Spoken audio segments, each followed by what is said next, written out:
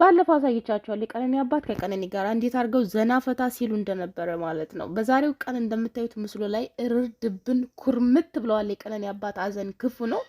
በዛሬው ቀን በአጠቃላይ ለኢትዮጵያ ሕዝብ መልእክት አስተላልፈዋል። ምናሉ የሚለውን እንደዚሁም ደግሞ ስለ አንዷለም ጎሳ አዲስ መረጃ ወጥቷል። በሌላ በኩል እናታችን እማማ ዝናሽ ከትልቅ ድርጅት ጋር ይስላውር መዋላቸው ተሰምቷል።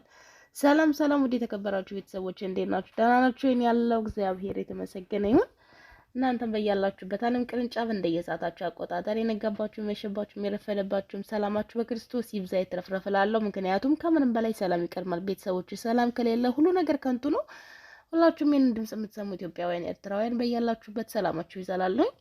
በዛሬው ቀን እንግዲህ ወደ አመጣሁት መጀመሪያው መረጃ ቀን አለሁኝ። እንግዲህ የቀነኒ አባት በዛሬው ቀን ለኢትዮጵያ ሕዝብ መልእክታቸውን አስተላልፈዋል። ጉርሻ ፔጅ ላይ እንደዚሁም በተለያዩ ፔጆች ላይ እየተሸራሸረ ይገኛል በዚህ ሰዓት። የቀነኒ አባት እንግዲህ በአጠቃላይ ባለፈው አሳይቻችኋለሁ ቤተሰቦች እንዴት አይነት ደስተኛ እንደነበሩ ከቀነኒ ጋር ሲጨፍሩ የተሽኮረመሙ ከልጃቸው ጋር ዘና ፈታ ሲሉ ነበር።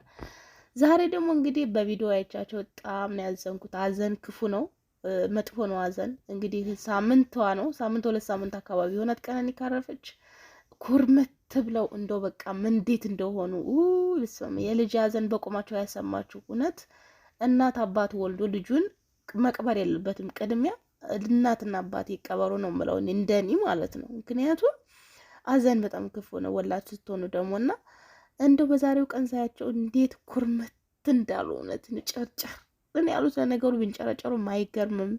ልጃቸውን ያጡት፣ ህይወታቸውን ያጡት፣ ከቤትም ተርፋ ለሰው የምታስብ በጎ ሀሳብ የነበረች ቀና ልጃቸውን ያጡትና ከባድ ነው የደረሰባቸው ሀዘን። እንደዚህ ባይሆኑ ነው የሚገርመውና በዛሬው ቀን እንግዲህ በአጠቃላይ ለኢትዮጵያ ሕዝብ መልእክት አስተላልፏል።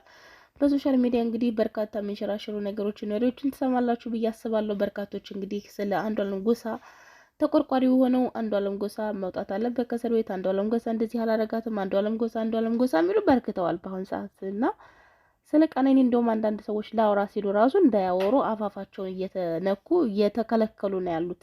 ስለ ቀነኒ ጭራሽ አይወራም። ስለ አንዷለም ጎሳ ነው። አንዷለም ጎሳ ድምጻዊ ነው፣ ነገ ዘፍኖ የሚያዝናና እሱ ነው አይነት ነገር ነው በአጠቃላይ እያሳዩ ያሉት እና ብዙዎችም ይሄን ነገር እየተመለከቱ የቀነኒ ነገር በቃ ወደ ማብቂያው ላይ ደረሰ። በጣም ያሳዝናል። ለኛ ሀገር ነገር ከሳምንት አይዘልም። ሰውም አንድ ሳምንት ፍትህ ወይ አንድ ሳምንት ፍትህ እንፈልጋለን ያለ ከሳምንት በኋላም ዝም ይላል እያሉ ሁሉም የራሳቸውን ሀሳብ አስተያየት እየሰጡ ይገኛሉ። የቀነኒ አባት እንግዲህ በዛሬው ቀን መጥተው እባካችሁን ኢትዮጵያውያን እስከዛሬ ድረስ አብራችሁ ስለነበራችሁ አመሰግናለሁ። ከዚህ በኋላም እባካችሁ አብራችሁን ሁኑ። የልጄ ፍትህ የትም ገደል እንዲገባብኝ አልፈልግምና ከጎኒ እንድትቆሙ ፈልጋለሁ ብሎ መልእክት አስተላልፏል ማለት ነው። ይህንን መልእክት እንግዲህ መረጃውን የወሰድኩ ከጉርሻ ፔጅ ነው። ቤተሰቦች እውነት ለመነጋገር የቀነኒ አባት ያሉበት ሁኔታ በጣም ያሳዝናል። ሚዲያው ላይም እየተሰማ ያለው ነገር እንዳሳዘናቸውም በዚያው አጋጣሚ ተናግረዋል ማለት ነው። ከአንዳንድ በኩል እየተወሩ ያሉ ወሬዎች የኔ ልጅ የማይመጥኑ ናቸውና እየተባለ ያለው ነገር በጣም ያሳዝናል። የልጅ ፍትህ የልጅ መጨቆን ፍትዋ እየደበዘዘ ነውና እባካችሁላችሁ ከጎኔ ቁሙ፣ የልጅ ፍትህ እንድታገኝ ተባበሩኝ ብለው ጠይቀዋል ማለት ነው። የቀነኒ አባት እንግዲህ እስከዛሬ ድረስ ምንም ነገር ስለ ልጃቸው ምንም ፍትህ አለማግኘታቸው እጅግ በጣም ነው የሚያሳዝነው። ማለት ምንም አይነት ፍንጭ አልያዙም። እንግዲህ በጭንቀት ውስጥ ነው ያሉት። ሁሉ ነገራቸው በቃ ተጎድተዋል። በጣም በቃ አላቅም እንደምላችሁ እና ሁላችሁም ፍትህ ጠይቁ ባካችሁ። ከተበደለ ጎን መቆም ነው ያለብን። ፍትህ ለቀነኒ ይገባታል። ሁላችሁም ተባበሩ ነው በዚህ አጋጣሚ የምለው። እውነት እሱም ቢሆን ነፃ ከሆነ ነፃ ታወጣዋለች እውነት። ነገር ግን ይሄ ነገር ተድበስብሶ እንዳይቀር እውነት ፖሊስ እንኳን ይፋ ሳያወጣው እንዳይቀር እንግዲህ እንደምታውቁት ለ13 ቀን ጠብቆ ከተባለ በኋላ ድጋሜ ደግሞ ለ13 ቀን ሲባል ምንም አይነት የተሰጠ ፍንጭ የለም። እኛ ራሱ ተጨንቀናል ማለት ነው። ምክንያቱም ምንም ነገር ሳይሉ ድጋሜ ሌላ 13 ቀን እንድንጠብቅ አድርገውናል ማለት ነው። እስቲ አሁንም ይሄን 13 ቀን መጠበቅ አይደክመንም፣ እንጠብቃለን። ነገር ግን ከ13 ቀን በኋላ ደግሞ ምን አዲስ ነገር ይፈጠራል የሚለው ነገር በጣም ያስጨንቃል። እንግዲህ ቀነኒ አባትም ያላቸውን ጭንቀታቸውን አካፍለዋል። በፊትም በቀብሯ ሰዓት እንግዲህ የልጄ ነገር እንደ አጫሉ እንዳይሆንብኝ አደራ ብለው ጠይቀዋል።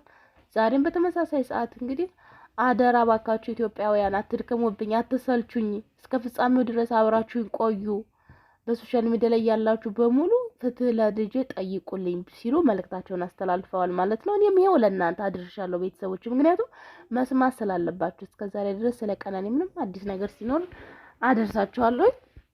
ዛሬም እንግዲህ የአባቷን መልእክት መስማት ስላለባችሁ ብዬ ስላሰብኩኝ ወደ እናንተ ይዤ መጥቻለሁ። ስለ አንዷለም ጎሳ የተሰማው አዲስ ነገር እንግዲህ አንዷለም ጎሳ እና የቀነኒ ቤተሰቦች በሽምግልና መልክ ወይንም በኦሮሞኛ ባህል እንግዲህ እንደምታውቁት አባገዳ በሚባለው ባህል ይሄ ጸብ በመካከላቸው የተፈጠረው አለመስማማት ወይንም ይሄ ነገር በዚያ በኩል እንደሚፈታ ብዙ መረጃዎች ይወጡ ይገኛሉ። እውነት ለመነጋገር ብቻ አላቅም እነሱ ከተስማሙ እኛም እንግዲህ ደስተኞች ነን። ሰላምን የመሰለ ነገር የለም። ሰላም ማውረድ ይሻላል።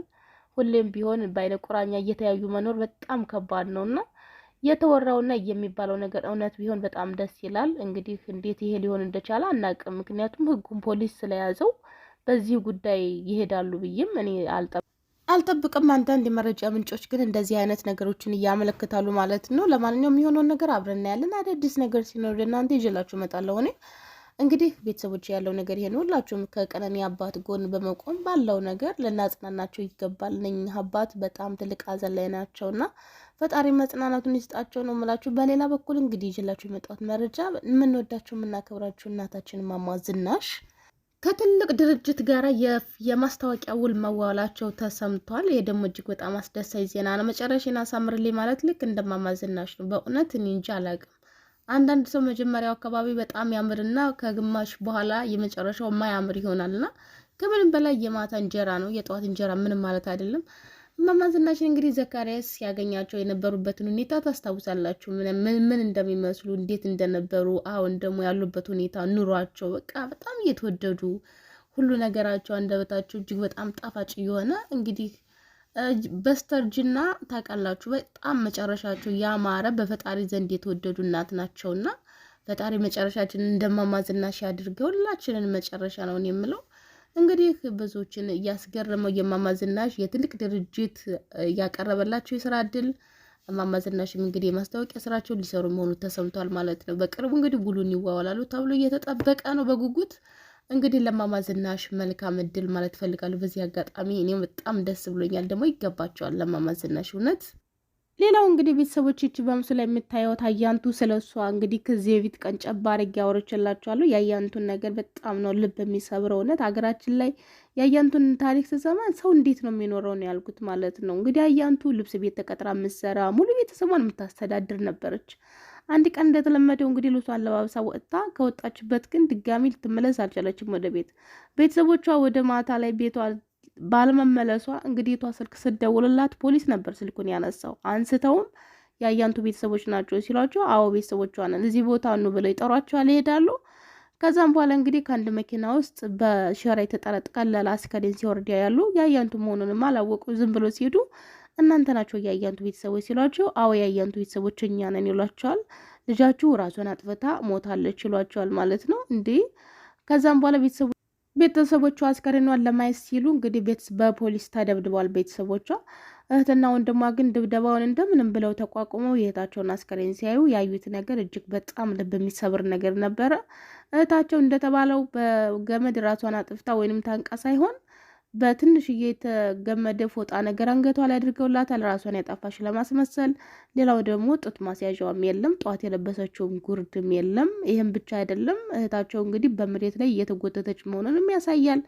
በአንገቷ በጀርባዋ በልቧ እንደዚህ ያሰኟ ሲሆን በአጠቃላይ በጀርባዋ ላይ ያው ትንሽ መጎተቷ ያሳያል። እሷ እንግዲህ አንገቷ እንዲጠምዘዝ ብሎ ምንም የሆነችው ነገር የለም፣ አንገቷ ላይ ምንም ነገር የለም። ነገር ግን የተገመደች ፎጣ ነገር አንገቷ ላይ ተደርጋለች። እንግዲህ አያንቱ ጠዋት ስለ ስራ ብላ እንደወጣች በዚህ መልኩ ሞታ አስከሬኗንም ለማየት ተከልክለው ወንድሟና እህቷ ሲያዩ በዚህ መልኩ ነው ያዩት። የሆነውን ነገር እንግዲህ እህቷ ወደ ሶሻል ሚዲያ ላይ አውጥታ በማውራቷ በፖሊሶች በከፍተኛ ሁኔታ ድብደባ እንደደረሰባት ነው የተሰማው። ሀገራችን ላይ ያለው ነገር እጅግ በጣም ነው የሚያሳዝነው። በእህታቸው ላይ የደረሰው ነገር ሳያንስ ጭራሽ ምንም ምርመራ ሳይደረግላት መቀበሯ ሳያንስ በቤተሰቦቿ ላይ እየደረሰ ያለው ጫና ደግሞ በጣም ነው የሚያሳዝነው። ሀገራችን ወዴት እየሄደች ነው የሚያስብላል። በቃ ያሳዝናል። እውነት ነው። ሀገራችን ላይ እንደዚህ ሞተ እንደዚያ ሞተች ተለምዷል። የሚያስደነግጥ ነገር አይደለም። ፍትህ የምንጠይቀውም አካል የለም። በጣም ያሳዝናል። እንግዲህ የአያንቱ ቤተሰቦች ኢንተርቪው ተደርገው ሙሉ ቪዲዮቸውን አይቼዋለሁ እና የደረሰባቸው ግፍ በጣም ነው የሚያሳዝነው። ሀገራችን ላይ ግን ማን ነው እየኖረባት ያለው? ምን እየተካሄደ እንደሆነ አላውቅም።